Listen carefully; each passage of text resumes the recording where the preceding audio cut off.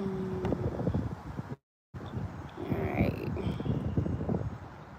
Peace and blessings, y'all.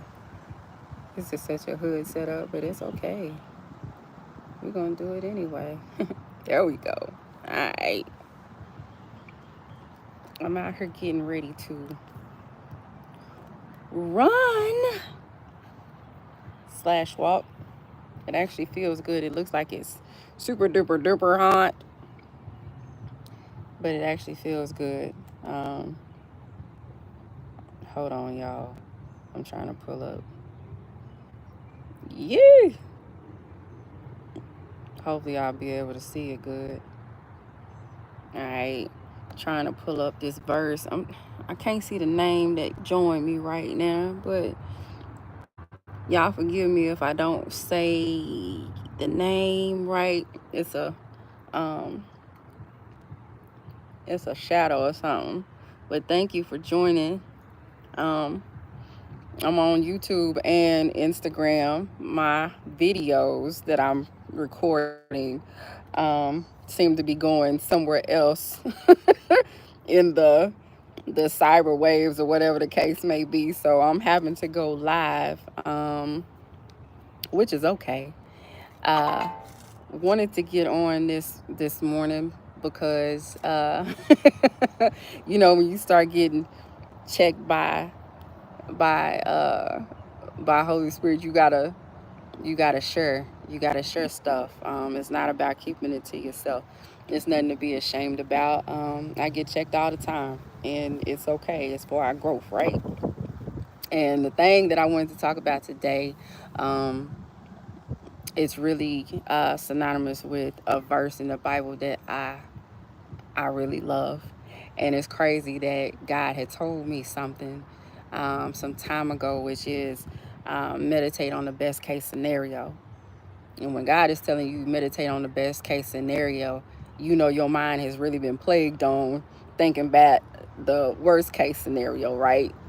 Your mind has really been tainted to think about the worst. It's always reflecting back to what could go wrong, what did go wrong, what wasn't right, what isn't right, what could turn out to not be right. It's just like everything goes haywire. And so when you start thinking about that, you literally start subconsciously feeling yourself with anxiety. You really do. And that's something that affects us all. And it starts giving us what I call a false pretense of emotion. We start saying, the typical thing that most people would want us to believe, like, I ain't letting that bother me. I don't get mad. I ain't jealous about that. I'm not worried about that. And it's like, you have to think about it. Like, God is a jealous God. God gets angry. So who are you to say that you don't get angry? Who are you to say that you don't get jealous? Who are you to say that something is not bothering you? That's not a real sense of reality. It's a false pretense about your emotions because of what has been planted for you to believe. And a lot of times people have said things to make us believe that we are not supposed to show emotion. We are not supposed to have um, real feelings that we actually display and express. And that is so not true. You have to be in a place to be real with yourself and be real with other people about expressing your feelings, about expressing your emotions, because suppressing too much can cause not only a false pretense of your emotions, but it can cause illness. A lot of the illness in the world. Me, the lie from you. I don't know what's going on, Mark. It's crazy. I don't know. People like to finagle with my social medias and stuff. I'm gonna leave it to God though. He gonna handle all of it. So I don't know. But things can begin to also wear on our health if we're not honest about what it really is. When you pay attention to illnesses that go on, a lot of that stuff stems from uh, mental or emotional, um, being mentally or emotionally unfit. being mentally or emotionally unhealthy in certain areas. And when we start being more truthful with ourselves, we can begin to heal from the inside out. One of the verse, not one of the verses, the verse that I wanted to share with you, of course, it comes from Philippians. It's Philippians 4.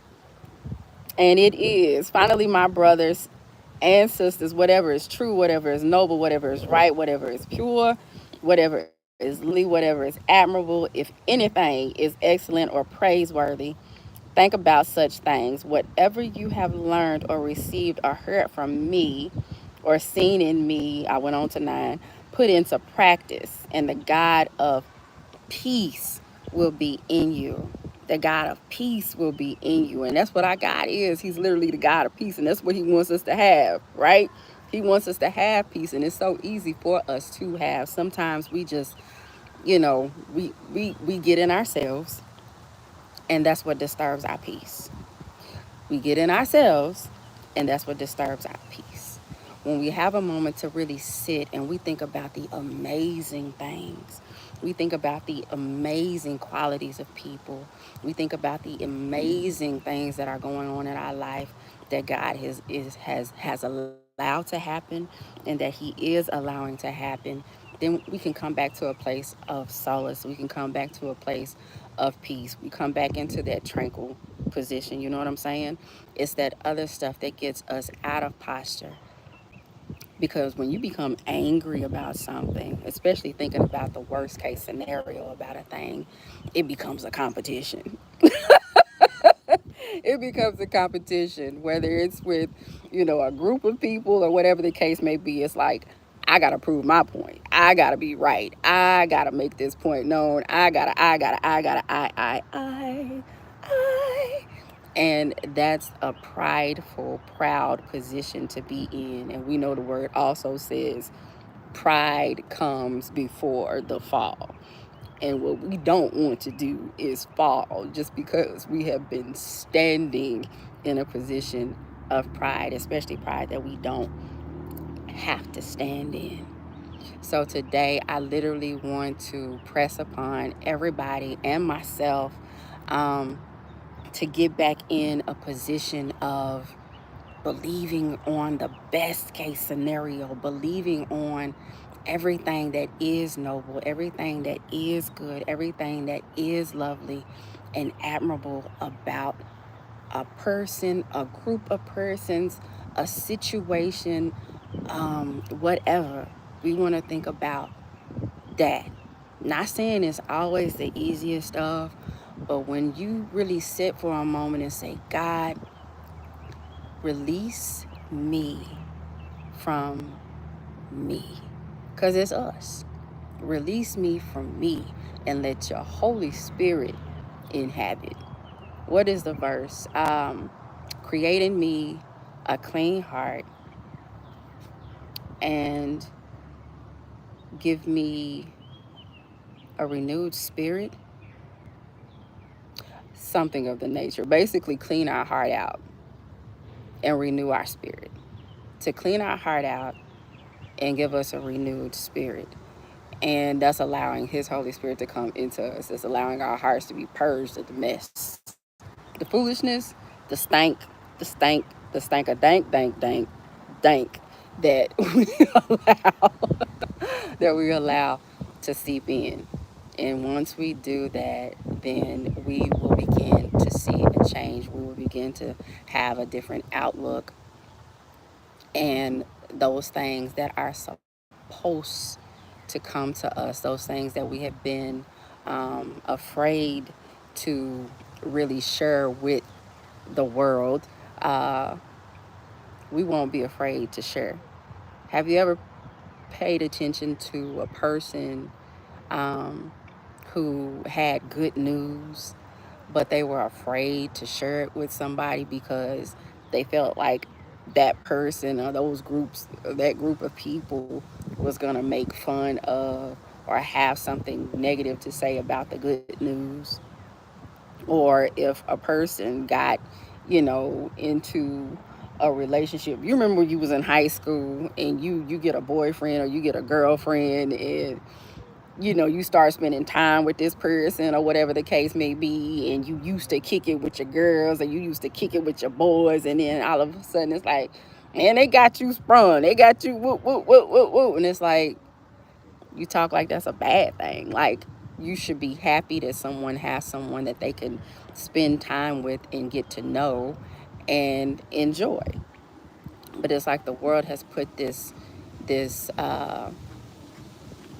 veil of ignorance over people that makes them ashamed of what's good and makes them want to embrace what's negative. Like, who does that and why? You know? So, once again, today, what we're going to do is meditate and think on the best case scenario. We are going to thank God for the best case scenario, and we are going to literally rejoice about the best case scenario, because if we really have paid attention to what God is doing, we'll know and we'll see and understand that He's already shown us the best case scenario in one way or another, for those who are dreamers and prophetic people, and those who have visions and you can see. He's shown us. And if you read His word and you speak to Him, you ask Him to show you, He'll do it. We all have the capability, but you gotta want it and you gotta be able to believe. And in able to be able to believe, you got to shun out the mess. You have to shun out the mess. And the way to shun out the mess is literally to humble yourself so you can hear and listen to the best, the one, the only, the OG, our daddy. All right? So I'm about to go run, and then I'm about to go be a genius. And I'm going to catch y'all in the next one. I thank you for joining me. I can't see the other person that's down there. It's a shadow. But I thank you for jumping on, whoever it is. But I'm going to catch y'all in the next one. All right? Y'all go be blessed and have an amazing Sunday. All right?